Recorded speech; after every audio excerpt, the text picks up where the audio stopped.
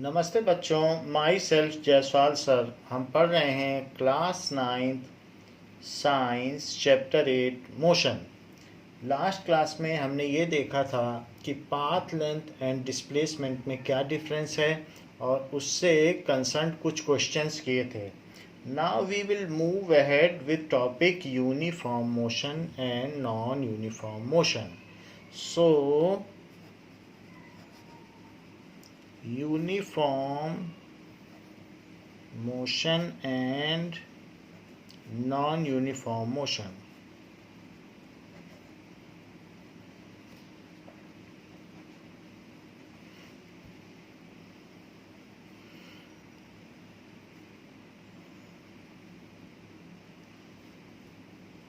If an object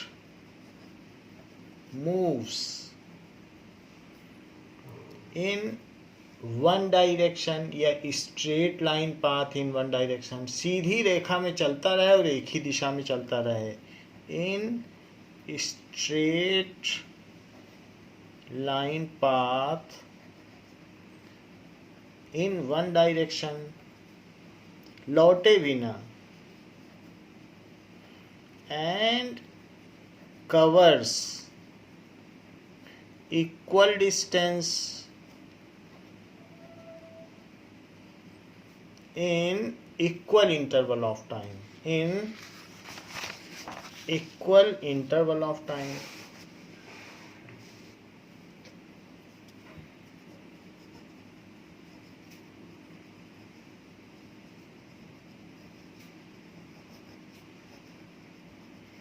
then such kind of motion is called uniform motion। जैसे कि मैं आपसे कहूं कि कोई एक पर्सन चल रहा है, तो अगर वो 1 किलोमीटर चलता है पहले 15 मिनट में, 15 मिनट में, और एक ही डायरेक्शन में चल रहा है, सेकंड 1 किलोमीटर चलता है 15 मिनट में, फिर 1 किलोमीटर चलता है 15 मिनट में, और ऐसे ही चलता चला जाता है, तो क्या, और लौटता भी नहीं है, तो क्या उसका मोशन यूनिफॉर्म मोशन हुआ? So we tempt to answer that, conclude that it is uniform motion. लेकिन यहाँ पर वो ऐसा भी कर सकता है कि 1 किलोमीटर में पहले 10 मिनट ही वो 1 किलोमीटर कवर कर ले और फिर 5 मिनट खड़ा रहे कि अभी अगला जब 15 मिनट आएगा तो हम चलेंगे, फिर यहाँ धीरे धीरे चलता रहे और लास्ट में तेज कर दे।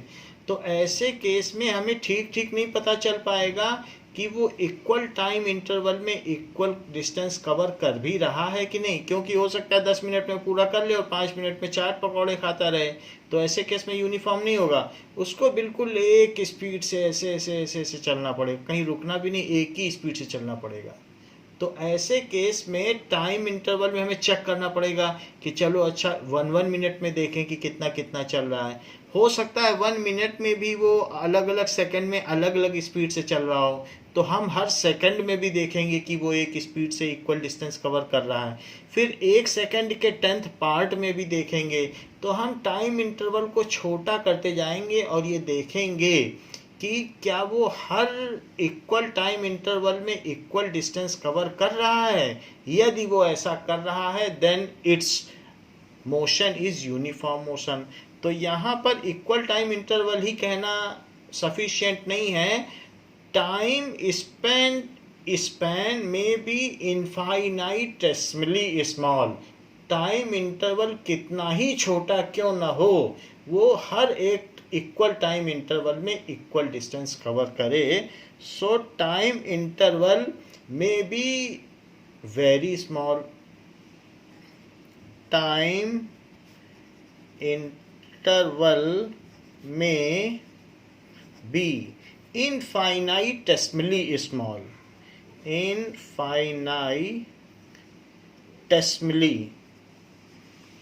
स्मॉल, चाहे जितना भी छोटा से छोटा टाइम इंटरवल क्यों ना हो, क्योंकि कई बार अपेरेंटली हमें दिखती है कि मोशन यूनिफॉर्म है इस डिटेल से, लेकिन ऐसा होगा नहीं। वो 10 मिनट में ही कवर कर लेगा, 5 मिनट बैठा रहेगा, तो then it is called uniform motion. Then it is called uniform motion. उसे लौटने की भी परमिशन नहीं है, एक ही डायरेक्शन में बस चलता रहे। जैसे कोई प्लेनेट भटक जाए और एक ही डायरेक्शन में चलता चला जाए इटर्निटी तक, अनंत काल तक, तो ऐसे केस में कहेंगे वो प्लेनेट यूनिफॉर्म मोशन कर रहा है। And free from gravity of any other planet, आसपास उसके दूसरा कोई स्टार भी ना हो, प्लेनेट भी ना हो, सैटेलाइट भी ना हो, और सिंपली वो मूव करता रहे। So if an object covers equal distance in equal interval of time in one direction, then such motion is called uniform motion. इसकी दूसरी सिंपल डेफिनेशन है, इफ एन ऑब्जेक्ट, और अच्छी भी है, covers equal distance in equal interval of time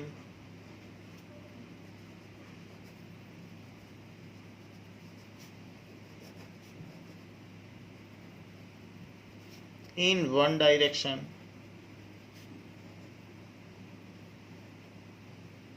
then such motion, एक ही दिशा में चले, लौटे भी नहीं, then such motion is called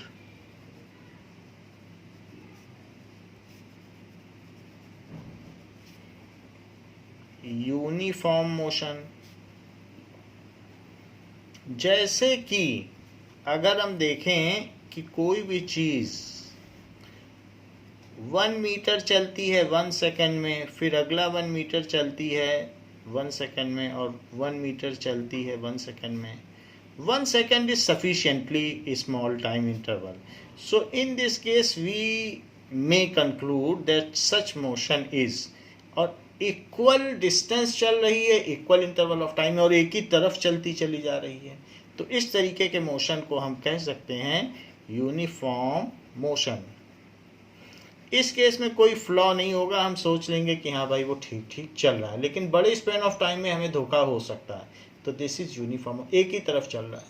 कोई ट्रेन जोधपुर से दिल्ली चलती चली जाए एक सीधी लाइन में, और एक ही स्पीड से चलती चली जाए, तो स्टार्टिंग और एंडिंग पॉइंट को छोड़ दें, क्योंकि वहाँ पर एक तरफ वो एक्सीलरेट करेगी और जहाँ एंड पॉइंट है वहाँ ब्रेक लगाएगी, उसको छोड़ दें तो बाकी उसका मोशन यूनिफॉर्म मोशन कहा जा सकता है। अब जरा देखें, अगर if earth moves with equal distance in equal interval of time and it revolves around sun, तो क्या ये यूनिफॉर्म मोशन हुआ? If earth revolves around sun and covers equal distance in equal interval of time,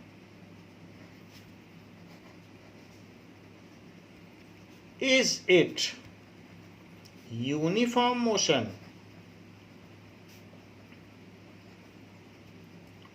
No, it is not a uniform motion. ये uniform motion नहीं होगा, क्योंकि जो अर्थ का मूवमेंट है वो हर पॉइंट पर अपनी डायरेक्शन बदलता जा रहा है। वो स्ट्रेट लाइन में कहाँ चल रहा है, हर पहले यहाँ चल रहा था, फिर अगले पॉइंट पे यहाँ चल रहा है, फिर अगले पॉइंट पे यहाँ चल रहा है, तो हर पल तो अपनी डायरेक्शन बदल रहा है।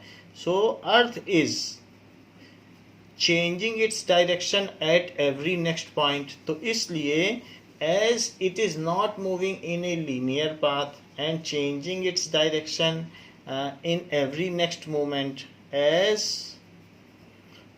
earth is not moving in a straight line path,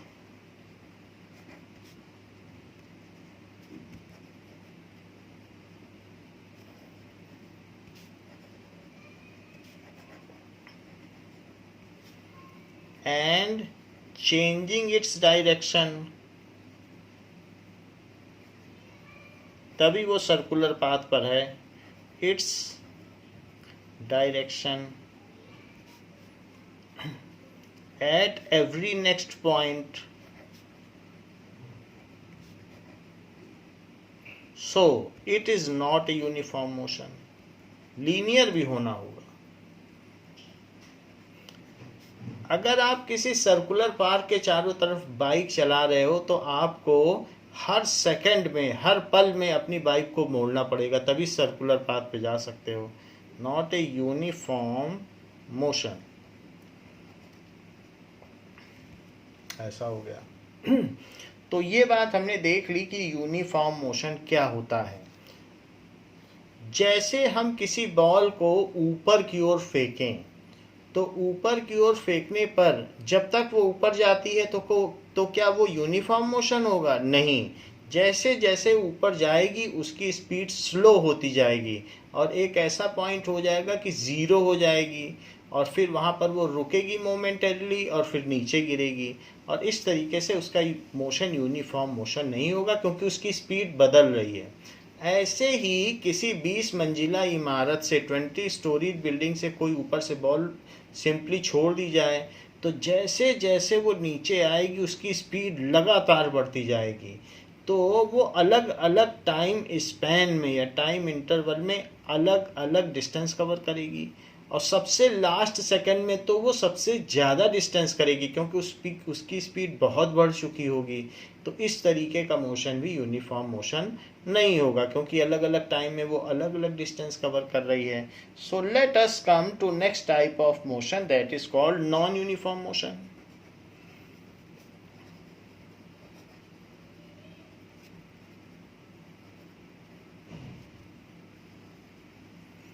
The motion which is not uniform motion is called non-uniform motion. The motion which is not, ये समझाने के लिए कहा गया है, uniform is called non-uniform motion.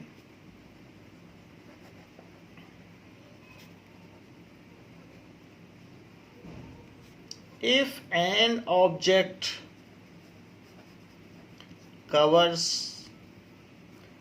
unequal distance in equal interval of time,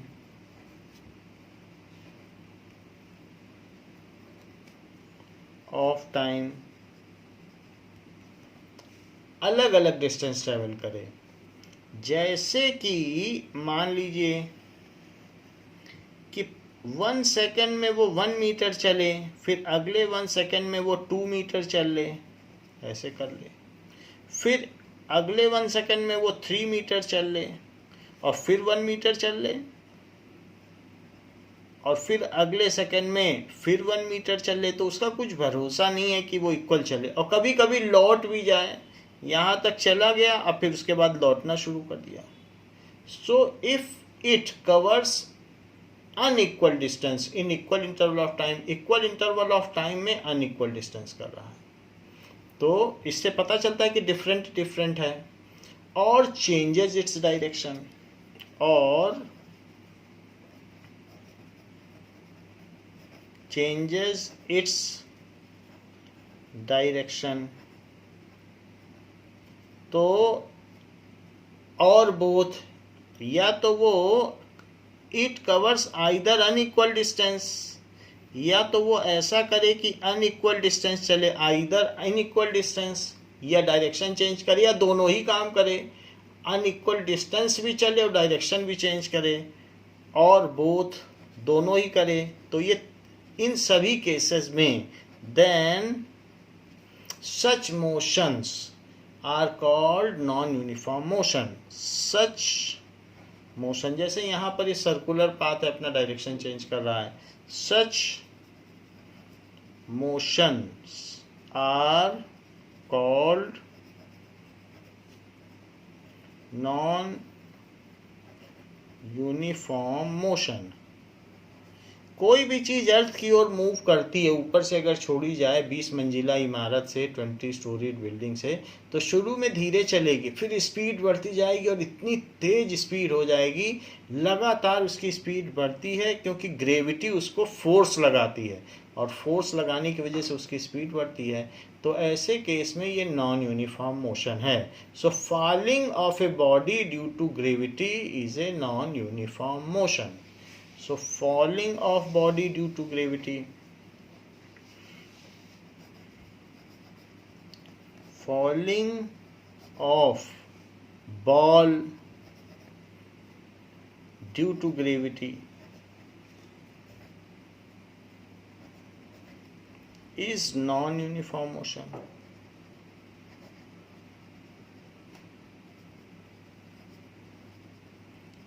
ठीक है। Motion of A train in straight line with 40 kilometre per our, अगर एक ही स्पीड से चल रही है, motion of a train in straight line, लौटे बिना, इन वन डायरेक्शन। स्ट्रेट लाइन में तो आया जाया भी जा सकता है, लेकिन यहाँ जाया ना हो, सिर्फ आया ही हो। In one direction with 40 kilometre per hour, हर घंटे में ये इस स्पीड से चले, इज यूनिफॉर्म मोशन। यहां पर हम ये मान के चल रहे हैं कि वो हर सेकंड में उतना ही चला होगा, तभी यूनिफॉर्म माना जाएगा। In every small interval of time if it covers equal distance, then only it will be considered. So we have to inspect every second, then only we can conclude that it is uniform motion. ये एक समान गति हुई, ये असमान गति हुई। Now ये तो बात हो गई uniform motion and non uniform motion की। Now let us come to the concept of speed. जैसे अगर कार बहुत लॉन्ग ड्राइव पर आप चल रहे हो तो एक ही स्पीड से ड्राइवर चलाता है तो आपको बहुत अच्छा लगता है कि एक स्पीड से चल रहा है, वो जल्दी से ब्रेक और एक्सीलरेट नहीं करेगा तो आपको लगेगा देखो एक जैसी स्पीड से चल रहा है, ऐसे ड्राइवर को अच्छा माना जाता है। और वो एक ही ट्रैक पकड़ ले, उसी पे चले, गाड़ी को इधर उधर भी ना घुमाए तो हम लोगों को नींद भी आ जाती है। तो एक ही डायरेक्शन में एक ही स्पीड से अगर लॉन्ग ड्राइव पर हम जा रहे हैं जोधपुर से जयपुर और वो ऐसे ही चलता रहे तो उसका मोशन यूनिफॉर्म मोशन मान लिया जाएगा। उसका जो स्पीडोमीटर है वो डिफ्लेक्ट भी ना करे, अगर वो 40 पे रुका हुआ है तो 40 पे ही रहे, तभी वो यूनिफॉर्म मोशन माना जाएगा। और साथ में जिस लाइन पे चल रहा है उसी लाइन पे भी चलता रहे, लौटे भी ना। जरा देखें what is speed. So average speed क्या होती है?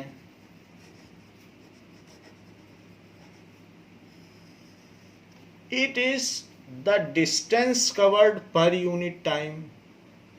So distance covered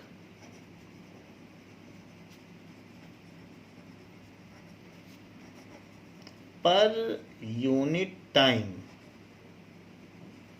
is called average speed.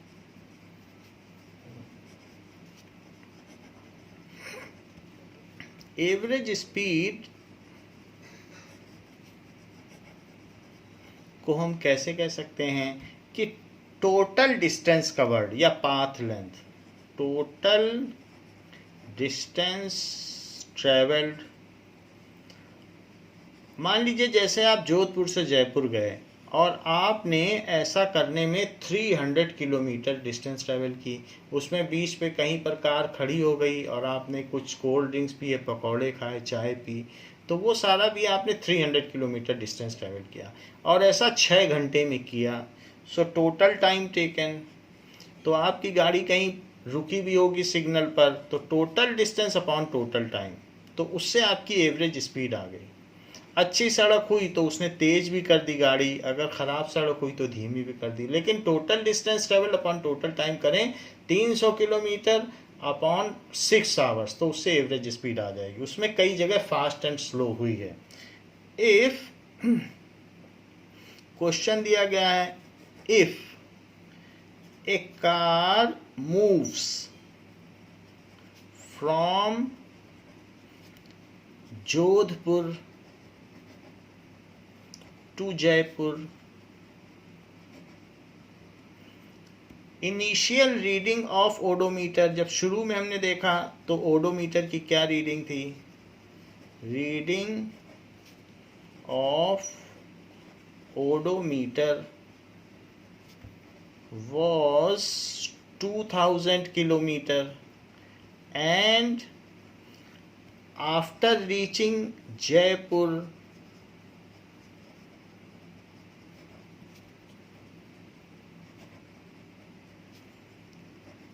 its reading was 2300 kilometre. तो इसका मतलब है 300 किलोमीटर और चल गई। And it takes 6 hours span of time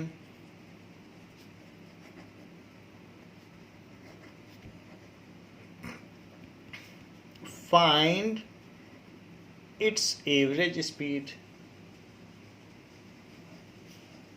तो इसकी एवरेज स्पीड या औसत चाल की गणना करें। Now so total distance covered क्या होगा?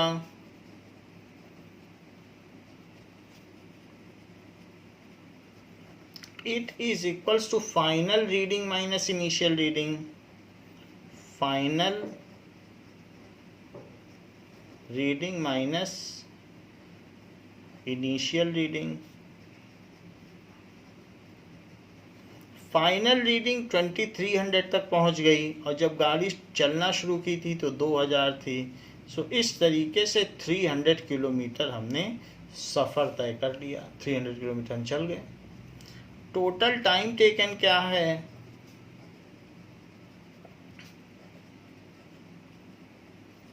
Is equals to 6 hours. So average speed का क्या फार्मूला है? इट इज इक्वल्स टू, इसे वी एवरेज भी कहते हैं। So total distance travelled, total distance covered या travelled upon total time taken. Total time taken. तो हम 300 किलोमीटर चले और हमने 6 घंटा लिया, तो हमारी कार 50, ये चीज़ तो किलोमीटर में और ये आवर में है, सो किलोमीटर पर आवर हुई। सो किलोमीटर पर आवर में भी चीज़ हो सकती है, और जैसे कोई रनर होते हैं तो उस तरीके से एथलीट्स होते हैं तो वो मीटर पर सेकंड में उनकी स्पीड ली जाती है। So the unit of average speed is metre per second. ये तो एसआई यूनिट है, स्टैंडर्ड इंटरनेशनल यूनिट, या फिर कभी कभी किलोमीटर पर आवर में भी ली जा सकती है। So SI unit, standard international unit of average speed, is metre per second और किलोमीटर पर आवर, ये नॉन एसआई यूनिट है, किलोमीटर पर आवर 2 है। तो एसआई यूनिट तो ये हो गई, एवरेज स्पीड ये है, ये नहीं है। ये हम यूज़ करते हैं ट्रेन के लिए और कहीं के लिए, बट ये ऐसा यूनिट नहीं है। अच्छा, ये एवरेज स्पीड एक स्केलर क्वांटिटी है। सो average speed is scalar quantity.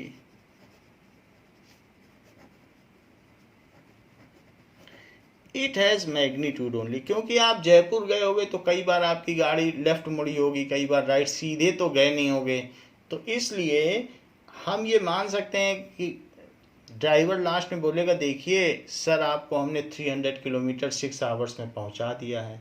तो वो डायरेक्शन का तो उसमें कोई बात नहीं है, आप सीधे तो चले नहीं हो। So it has magnitude only. Scalar का मतलब ही है कि डायरेक्शन नहीं होती है, magnitude only and no direction, इसीलिए स्केलर क्वांटिटी है। It is always positive.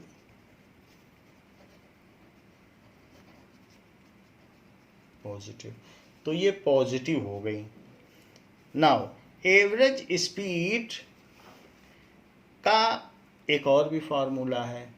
So other formula of average speed,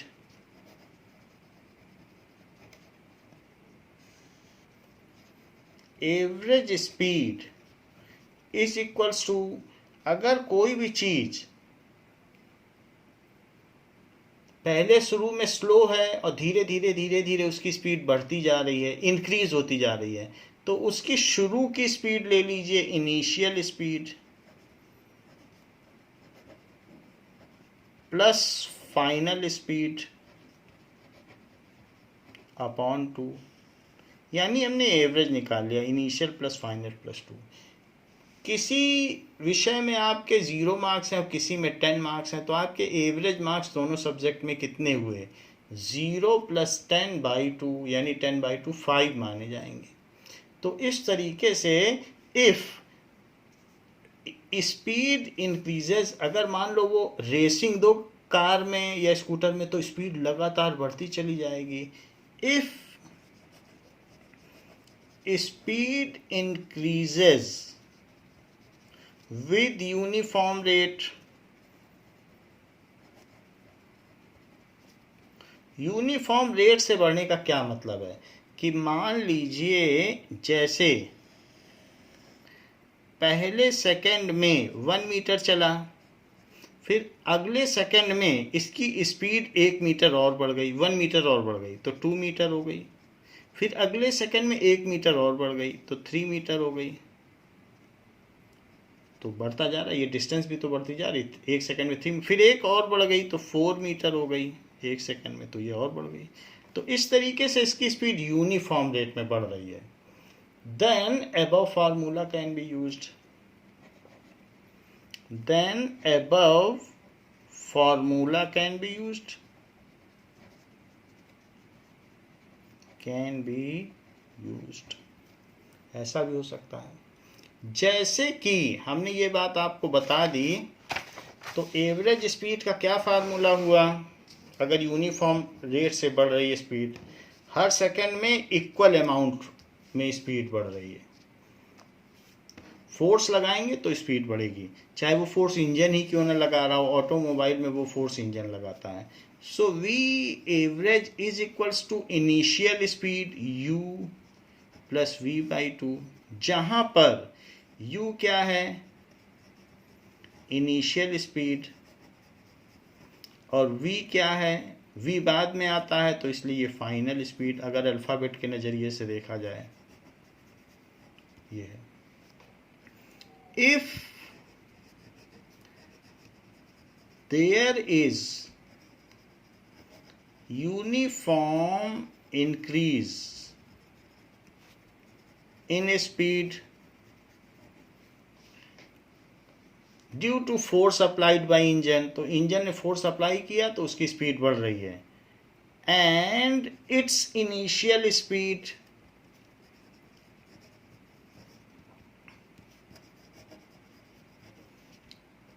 is 10 meter per second and final speed is 20 meter per second. ये है.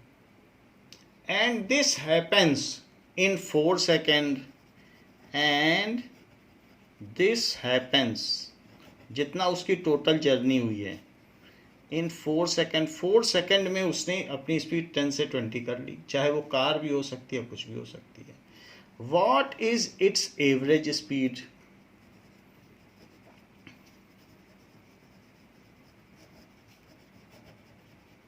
सो v एवरेज क्या होता है? u प्लस v/2, जहां पर u 10 metre per second है और v 20 मीटर पर सेकेंड है. टाइम आपकी जानकारी के लिए दिया गया है, टाइम का यहाँ कोई भी मतलब नहीं है, इसका कोई मतलब नहीं है. सो v एवरेज, एवरेज स्पीड क्या हो जाएगा? 10 + 20/2, सो दिस इज 30/2. तो ये माना जाएगा कि वो 15 मीटर पर सेकेंड की स्पीड से उसने अपनी जर्नी कंप्लीट की है. So in this way, this is the formula of average speed and meter per second is the SI unit. Example 8.1.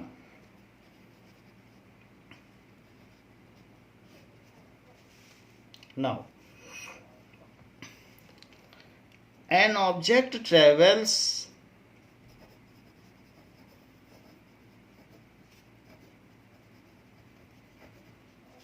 16 meter in 4 second, 4 second में 16 मीटर चलता है, and then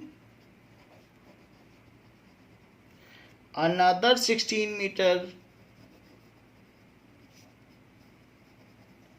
in 2 second. फिर उसे पता चलता है उसके स्कूल की देरी हो रही, तो बहुत जल्दी जल्दी चलने लगता है. What is the average speed of object? What is the average speed of object? तो हमको पता है कि total distance covered upon total time taken ही एवरेज स्पीड होती है. तो टोटल डिस्टेंस कवर्ड कितनी की उसने?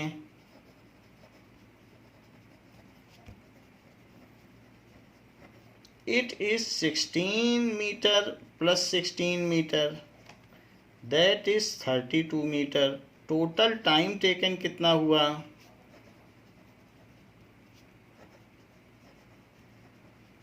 It is 4 second plus 2 second, and in this way it is 6 second. Now formula लिखिए. Average speed is equals to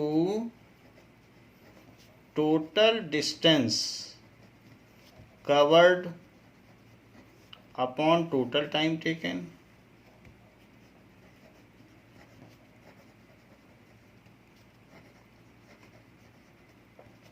तो total तो उसने 32 मीटर चला, 2 बारी में चला. पहला एक 16 मीटर चला, फिर से 16 मीटर चला. सो 32 मीटर उसने चला, और टोटल टाइम 4 + 2 यानी 6 सेकंड लिया. तो 6 सेकंड अगर उसने लिया है, तो 6 से इसको कट करो. 6 से तो नहीं कट होगा, 2 से कट करिए. 16/3. अब 3 से 16 में डिवाइड करिए. 3 5 जा 15, तो 1 बचेगा, डेसिमल लगा दो. तो 3 3 जा 9, फिर 1 बचेगा, डेसिमल लगा हुआ है. So 5.33 metre per second. So the average speed of object is 5.33 metre per second. हमेशा कंक्लूडिंग स्टेटमेंट लिखना है, क्योंकि इसके हाफ मार्क्स होते हैं. So average speed of object is 5.33 metre per second. Unit के साथ लिखना है. नाउ ये तो बात हो गई एवरेज स्पीड की. तो इसका एक और क्वेश्चन हम एक्सरसाइज का देखते हैं कि एवरेज स्पीड क्या होती है. Question number 3 of exercises. So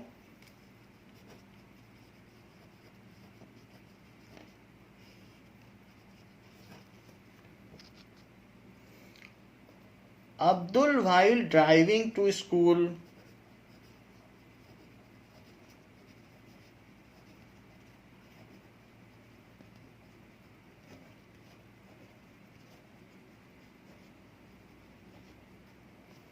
computes the average speed for his trip. Computes the average speed for his trip.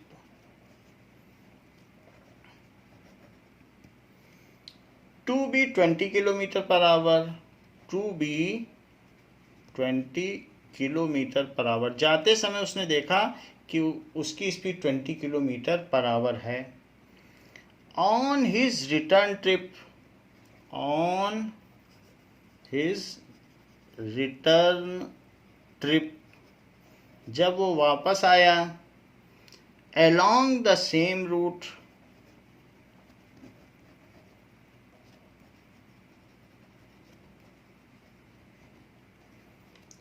There is less traffic, there is less traffic, तो उसने अपनी स्पीड बढ़ा दी। And the average speed is 30 kilometre per hour, and the average speed is 30 kilometre per our. उसने odometer से distance note कर ली होगी और घड़ी से टाइम नोट कर लिया होगा, दोनों को डिवाइड कर दिया होगा, तो उसको एवरेज स्पीड मिल गई। जैसे हम लोगों ने जोधपुर जयपुर के केस में किया था कि 300/6 हमें एवरेज स्पीड मिल गई थी, ऐसे ही उसने किया होगा, तो उसकी 2 एवरेज स्पीड उसको पता चल गई। Now what is the average speed for Abdul trip, तो जाने और आने को मिला के उसकी क्या एवरेज स्पीड हुई। So what is the average speed of Abdul trip.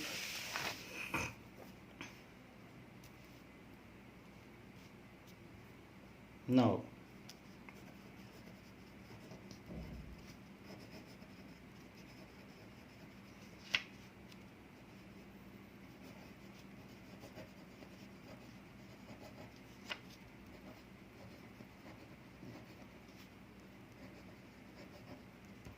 ये बात पूछी गई है।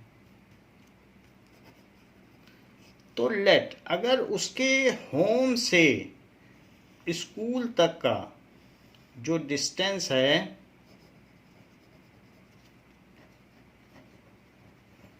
वो तो फिक्स्ड रहेगा, it is x kilometre.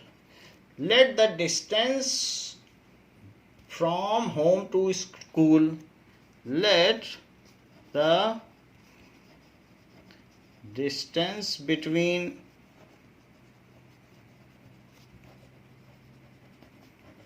home to school is x kilometre. तो जाने में और आने में उसने पहले तो गया और गया, फिर उसके बाद लौटा भी, तो गया और फिर लौटा, तो 2x डिस्टेंस उसने कवर की। सो टोटल डिस्टेंस कवर जाने में x किलोमीटर और आने में x kilometre, total distance covered is equals to x kilometre plus x kilometre, that is equals to 2x kilometre distance. जाते समय उसने कितना टाइम लिया और आते समय, so time taken while going, तो हम जानते हैं कि वेलोसिटी क्या होती है। सो वी नो कि स्पीड का क्या फार्मूला होता है, speed is equals to distance travelled upon time. ये तो हम जानते हैं कि स्पीड क्या होती है, डिस्टेंस अपॉन टाइम। तो टाइम का क्या फार्मूला हुआ, तो time is equals to distance upon speed. Time को वहां ले जाओ और उस चीज को यहाँ ले आओ, तो वही फार्मूला बन जाएगा, क्योंकि नीचे की चीज दूसरी तरफ ऊपर जाती है और ऊपर की चीज दूसरी तरफ नीचे आती, तो टाइम का फार्मूला बन गया। So t1 is the time while going to school. So time taken while going to school, उसने कितना समय लिया होगा,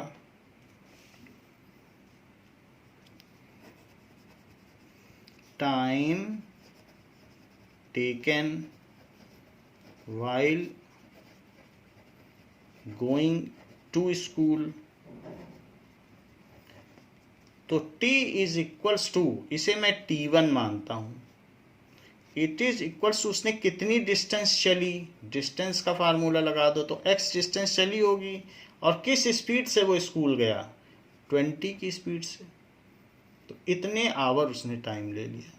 टाइम तो आवर में ही होगा क्योंकि किलोमीटर और आवर में ही चल रहा है सवाल। तो डिस्टेंस x चला और 20 की स्पीड से चला, तो स्पीड नीचे लिखी है कि नहीं v, तो देखो हमने भी v नीचे लिख दिया। Time taken while coming back from school, time taken while coming back from school, it is equals to t2, तो भी वो x किलोमीटर ही चला है। हाँ, ट्रैफिक कम था तो उसने स्पीड बढ़ा दी, तो इतने आवर लगा। सो टोटल टाइम कितना हो गया, टोटल डिस्टेंस हमने ऊपर ही निकाल लिए 2x, और टोटल टाइम निकालो, total time taken is equals to t1 plus t2. t1 जाने में लगा समय, t2 आने में लगा समय, सो x बाई 20 और प्लस x बाई 30। अगर हम इसका एलसीएम ले तो 60 आ जाएगा। 20 और 30 का एलसीएम ले लो तो 23 जा 60 और 3 का x में मल्टीप्लाई करो तो 3x। 32 जा 60 और 2 का x में मल्टीप्लाई करो तो 2x। That is 5x by 60। 5 से 60 को कट कर दो, 5 1 जा 5, 5 2 जा 10, तो उसे x बाई 12 आवर लग गए, इतना टाइम लग गया। अब हमें पता है कि एवरेज स्पीड का फार्मूला क्या होता है।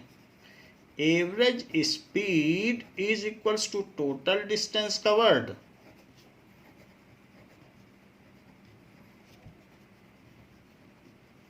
Upon total time taken.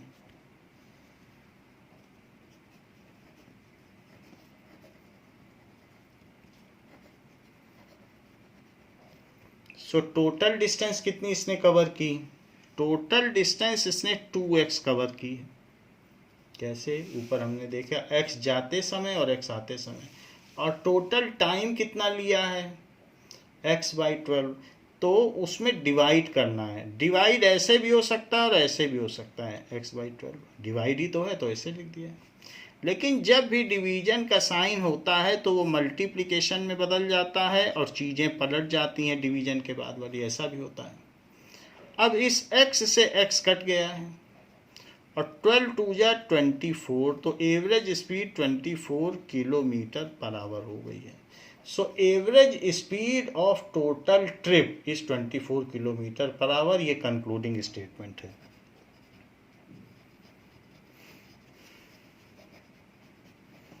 Of total trip is 24 kilometer per hour. So this is the answer. Now let us come to some other physical quantity that is called velocity. तो हम velocity के concept को भी समझें। That is speed with direction. Book में heading पड़ी है, अगर स्पीड भी हो और डायरेक्शन भी हो तो उसे वेलोसिटी कहते हैं।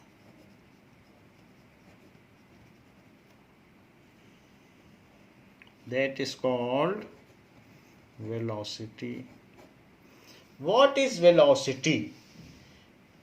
डिस्प्लेसमेंट पर unit time is called velocity. जैसे हमने कहा पाथ लेंथ पर यूनिट टाइम, भाई टोटल डिस्टेंस कवर्ड को ही तो पाथ लेंथ कहते हैं। तो एक तो पाथ लेंथ के ऊपर हो गई बात कि पाथ लेंथ पर यूनिट टाइम, अब डिस्प्लेसमेंट पे भी होनी चाहिए, अब डायरेक्शन का भी एस्पेक्ट है। सो डिस्प्लेसमेंट पर unit time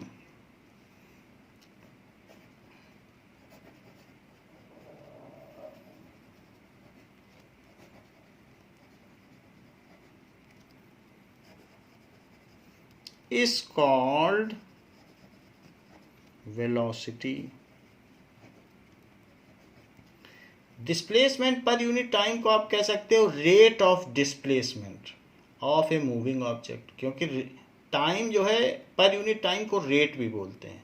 so rate of displacement. दूसरी डेफिनेशन अगर आपको लिखनी है तो आप ऐसे भी लिख सकते हो कि रेट ऑफ डिस्प्लेसमेंट, फिर पर यूनिट टाइम ना लिखना।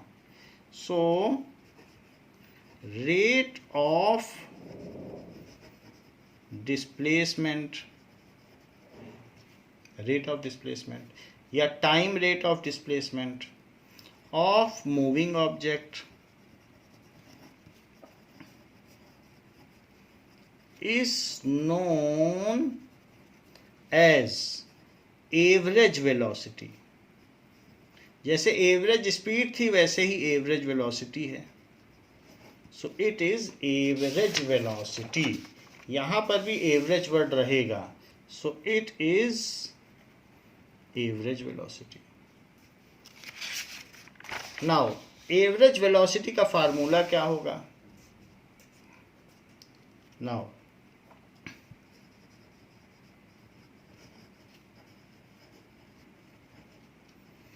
उसने कितना डिस्प्लेसमेंट किया और कितना समय लिया। बस अंतर यही है कि पहले पाथ लेंथ हुआ करता था या टोटल डिस्टेंस ट्रेवल, अब यहाँ डिस्प्लेसमेंट है अपॉन टोटल टाइम टेकन। जब डिस्प्लेसमेंट की ही डायरेक्शन है तो एवरेज वेलोसिटी की भी डायरेक्शन होगी, जिधर डिस्प्लेसमेंट होगा उधर ही वेलोसिटी होगी। What ever is the direction of displacement that is the direction of average velocity. इस चीज को जरा हम समझें। It is vector quantity average velocity, it has magnitude and direction both.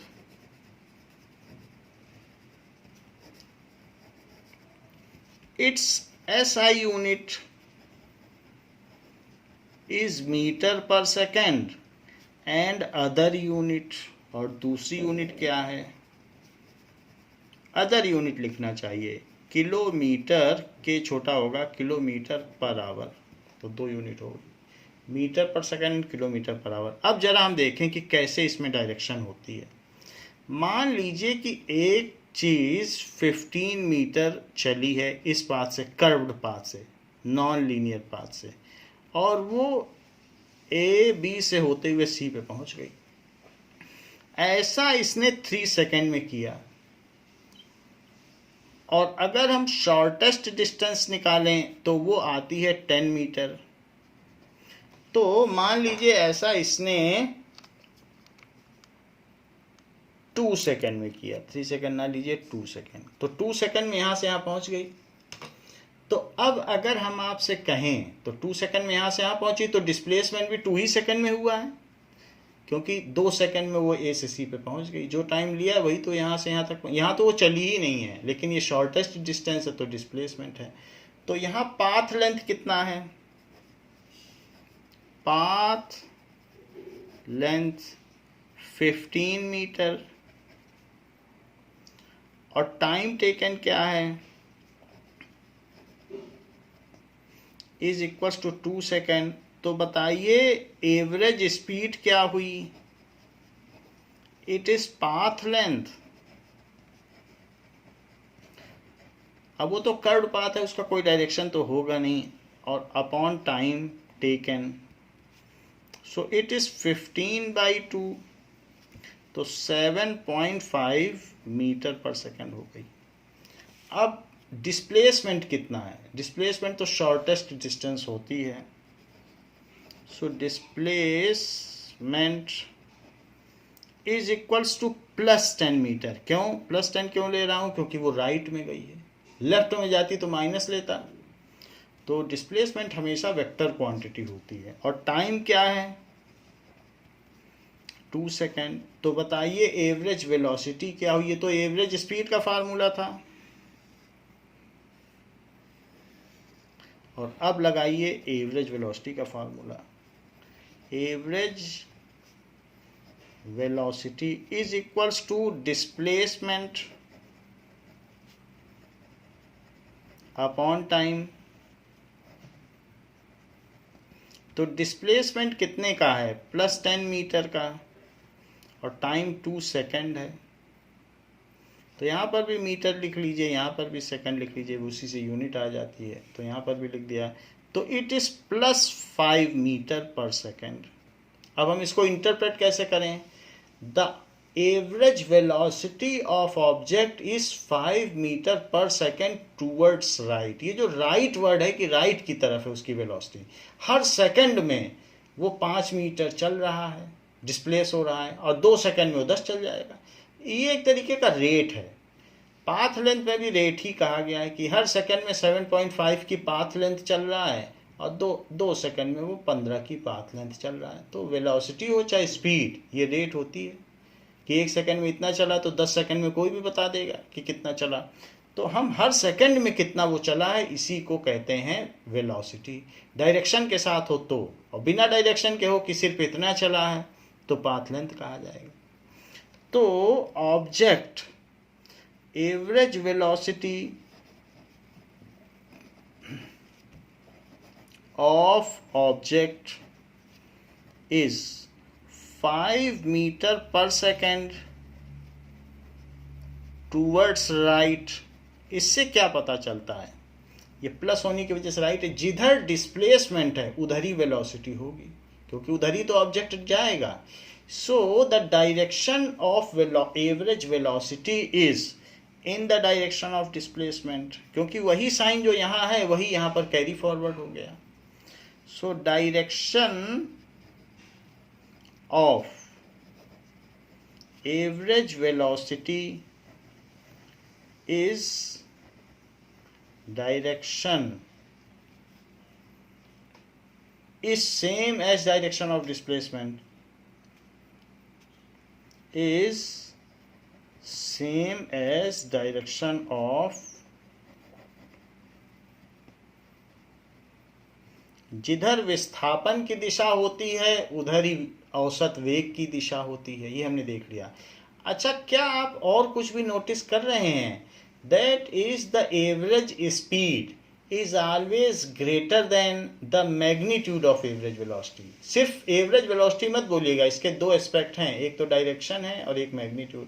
तो यदि इससे तुलना करनी हो तो डायरेक्शन ऑफ एवरेज स्पीड, इसके पास तो सिर्फ मैग्नीट्यूड है, तो यहाँ मैग्नीट्यूड लगाने की जरूरत नहीं है।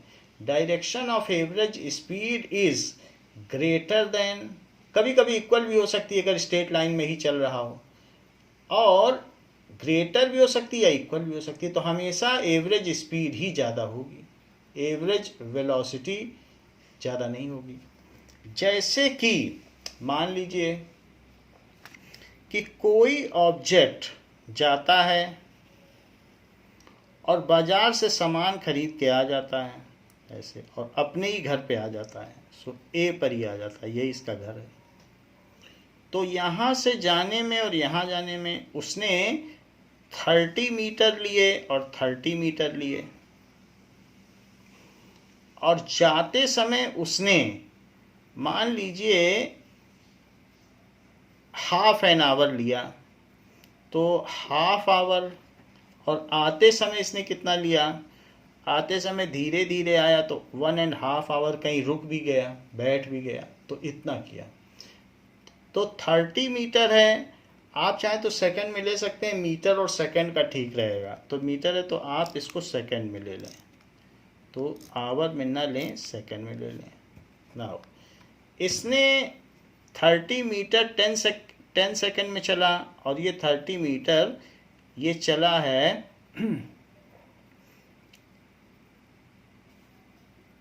15 सेकंड में, ऐसे चला। लौटते समय ज़्यादा समय लिया, जाते समय इतना लिया। तो आपसे पूछा जा रहा है क्वेश्चन में कि find its average speed and average velocity, find its average speed and average velocity. So total distance उसने कितनी कवर की, covered, it is 30 meter plus 30 meter, that is 60 meter। और टोटल टाइम कितना लिया, total time taken is 10 second और plus 15 second, that is 25 second. So average speed क्या हुई,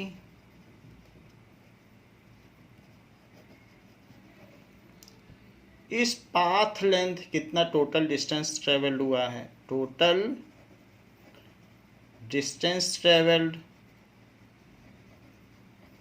upon total time,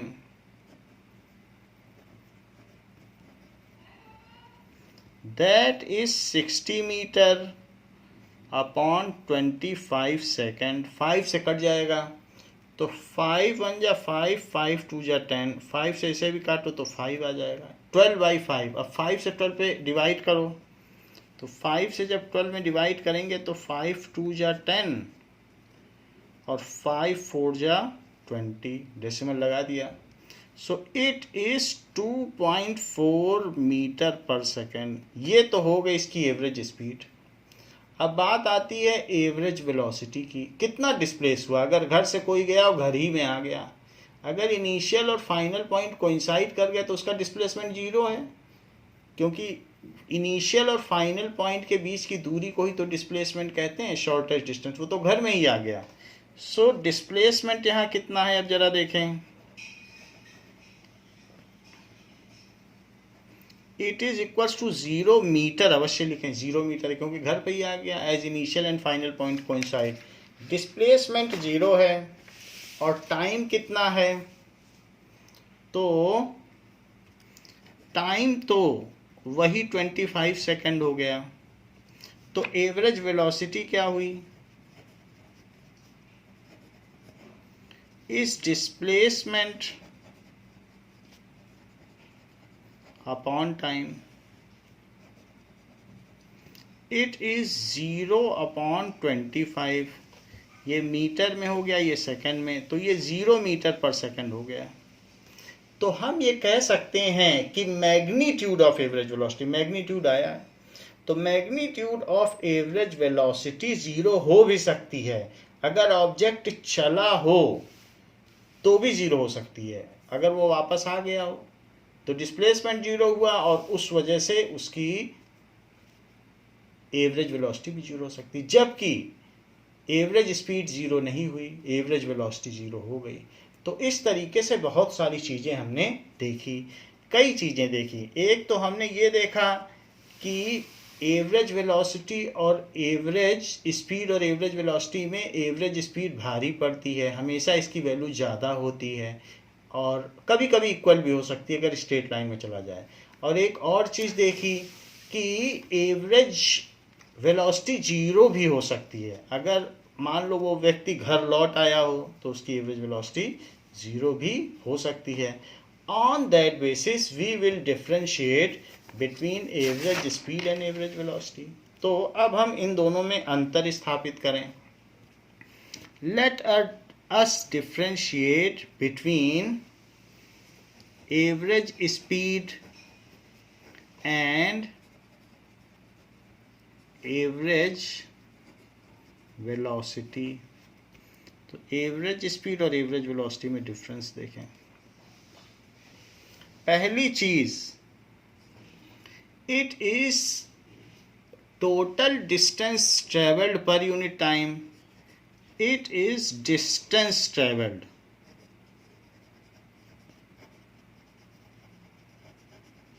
per unit time।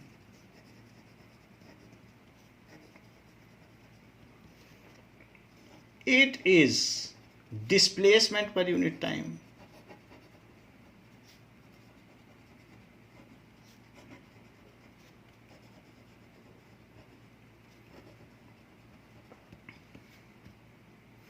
तो average velocity और average speed, इनका formula क्या है, total distance travelled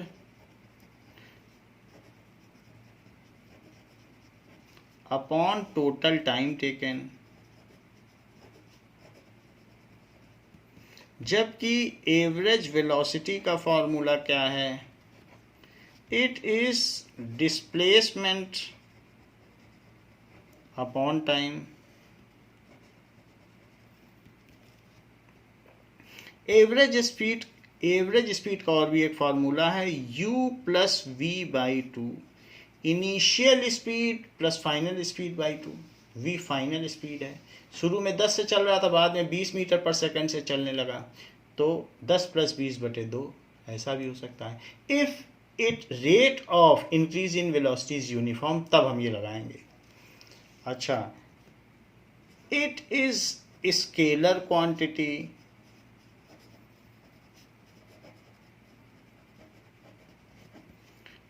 it has magnitude only.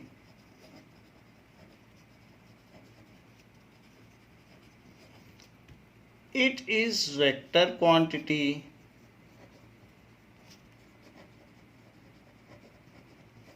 It has magnitude and direction both.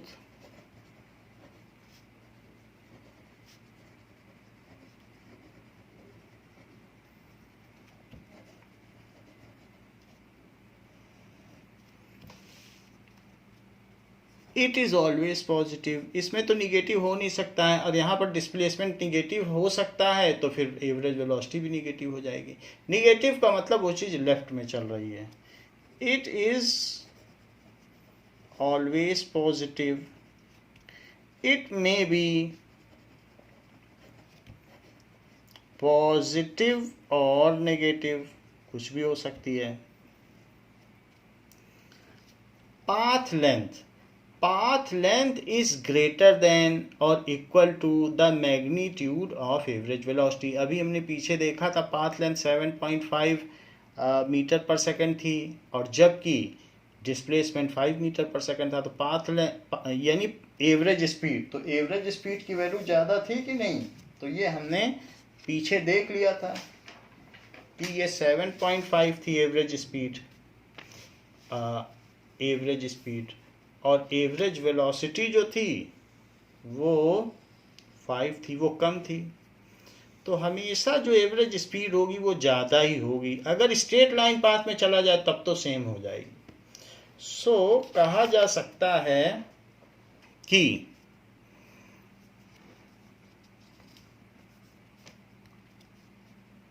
Average speed is equal भी हो सकती है अगर एक ही तरफ चले, टू और ग्रेटर देन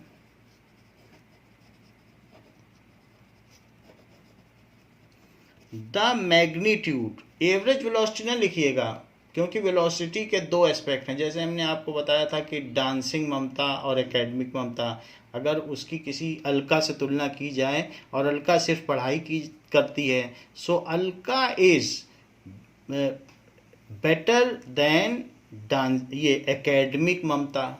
तो ये चीज़ है, हम उसके दो एस्पेक्ट हैं, तो हम किसी एक एस्पेक्ट से ही तुलना कर रहे हैं। So is greater than the magnitude of average velocity, और जबकि यहाँ पर इसका उल्टा लिख दीजिए, है वही चीज़ लिख रहा हूँ, magnitude of average velocity is equal to और स्मॉलर देन, स्मॉल भी हो सकता है, वो ग्रेटर था, the average speed. If an object moves then its average speed is never zero. अभी हमने पीछे करके दिखाया था कि अगर वो कोई लौट के घर आ जाए, तो लौट के अगर घर आ जाए तो उसकी एवरेज स्पीड तब भी 2.4 पाई गई, लेकिन उसी के लौट के घर आ जाने से चूंकि डिस्प्लेसमेंट जीरो हो गया था तो एवरेज वेलोसिटी भी जीरो हो गई। सो if an object moves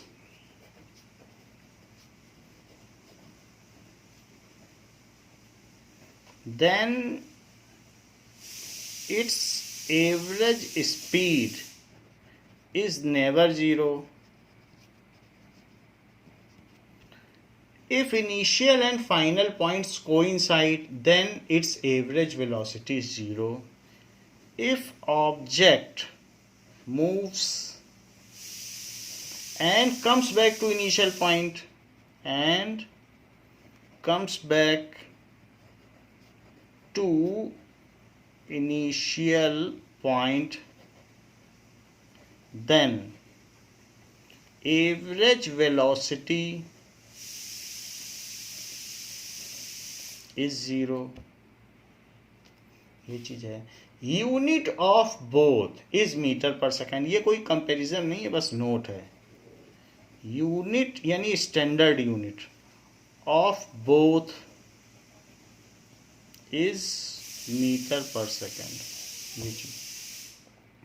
So these are the differences which we have seen between average speed and average velocity. दोनों में मोस्टली वही चीज़ें हैं जो पाथ लेंथ और डिस्प्लेसमेंट में थी। हाँ, एक फार्मूले का अंतर जरूर आ गया है और इस डेफिनीशन का अंतर आ गया, लगभग वही चीज़ें हैं।